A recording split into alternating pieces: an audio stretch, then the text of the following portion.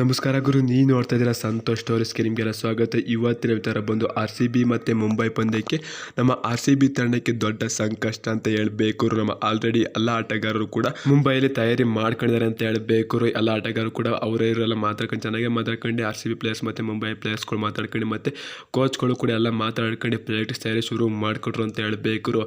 RCB ತಂಡಕ್ಕೆ ಏನಪ್ಪ ಬೇಜಾರಾಗಿ ನೀಡೋ ಸುದ್ದಿ ಎಲ್ಲ ಸಂಪೂರ್ಣ ಮಾಹಿತಿ ಕೊಡ್ತೀನಿ. ಅದಕ್ಕಿಂತ ಮುಂಚೆ ಇನ್ನು ನಮ್ಮ ಚಾನಲ್ಗೆ ಸಬ್ಸ್ಕ್ರೈಬ್ ಆಗಿಲ್ಲ ಅಂದರೆ ಕೂಡಲೇ ಕೆಳಗಡೆ ಸಬ್ಸ್ಕ್ರೈಬ್ ಬಟನ್ ಮೇಲೆ ಕ್ಲಿಕ್ ಮಾಡಿ ಸಬ್ಸ್ಕ್ರೈಬ್ ಆಗಿ, ಹಾಗೆ ಪಕ್ಕದ ಬೆಲ್ಲೈಕನ್ ಪ್ರೆಸ್ ಮಾಡಿ ಆಲ್ ಅಂತ ಸೆಲೆಕ್ಟ್ ಮಾಡಿ. ಯಾಕಂದ್ರೆ ನಾನು ಮಾಡೋ ಪ್ರತಿಯೊಂದು ಎಲ್ಲಕ್ಕಿಂತ ಮುಂಚೆ ನೀವು ನೋಡಬಹುದು ಗುರು. ಸಬ್ಸ್ಕ್ರೈಬ್ ಆದ್ರೆ ಹಾಗಾದ್ರೆ ಬನ್ನಿ ತಡ ಮಾಡೋದಕ್ಕೆ ವಿಡಿಯೋನ ಶುರು ಮಾಡೋಣ.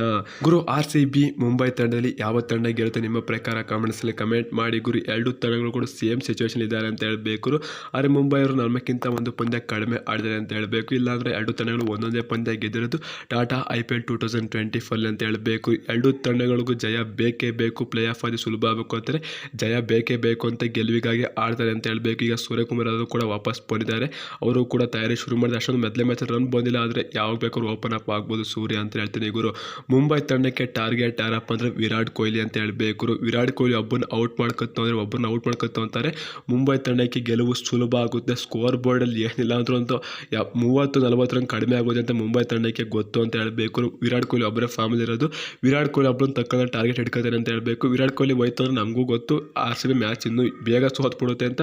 ಯಾಕಂದರೆ ನಮ್ಮ ಬೌಲರ್ಸ್ ಮೇಲೆ ಅವರು ಕೂಡ ಅಷ್ಟೊಂದು ಹೇಳ್ಕೊಳ್ಳೋಂಥ ಬೌಲಿಂಗ್ ಮಾಡ್ತಾರೆ ಅಂತ ಹೇಳಬೇಕು. ಬೌಲಿಂಗ್ ಮಾಡ್ತಾರೆ, ಸ್ಕೋರ್ ಕಡಿಮೆ ಇರುತ್ತೆ, ಅವರು ಕೂಡ ಬೌಲಿಂಗ್ ಮಾಡ್ತಾರೆ ಅವರು ಅಂತ ಹೇಳಬೇಕು. ಏನಿಲ್ಲ ಅಂತಂದರೆ ವಿರಾಟ್ ಕೊಹ್ಲಿ ಔಟ್ ಆಯ್ತಾರೆ ಪವರ್ ಪ್ಲೇಲಿ ಅಂತಾರೆ. RCB ತಂಡ 150-160 ಹೊಡೆದು ಹೆಚ್ಚು ಅಂತ ಅಂಕ ಬೇಕು. ಅಷ್ಟು ಹೊಡಿತಂದ್ರೆ ಮುಂಬೈ ಬ್ಯಾಟ್ಸ್ಮನ್ಗೆ ಹೊಡಿತಾರೆ ಅಂತ ಹೇಳಬೇಕು. ಅವರು ಕೂಡ ಒಳ್ಳೆ ಬ್ಯಾಟಿಂಗ್ ಇದ್ದಾರೆ ಅಂತ ಹೇಳಬೇಕು. ಅವರು ಬ್ಯಾಟ್ಸ್ಮನ್ ಕೂಡ ಫಾರ್ಮಲ್ಲಿಲ್ಲ. ನಮ್ಮ RCB ಬೌಲರ್ಸ್ಗಳು ಕೂಡ ಫಾರ್ಮಲ್ಲಿಲ್ಲ ಅಂತ ಹೇಳಬೇಕು. ಅವ್ರ ಬ್ಯಾಟ್ಸ್ಮನ್ಗಳು ಕೂಡ ಫಾರ್ಮಿಗೆ ಬರೋಕ್ಕೆ ಒಳ್ಳೆ ಸಿಚುವೇಶನ್ ಇದೇ ಮ್ಯಾಚ್ ಅಂತ ಹೇಳಬೇಕು.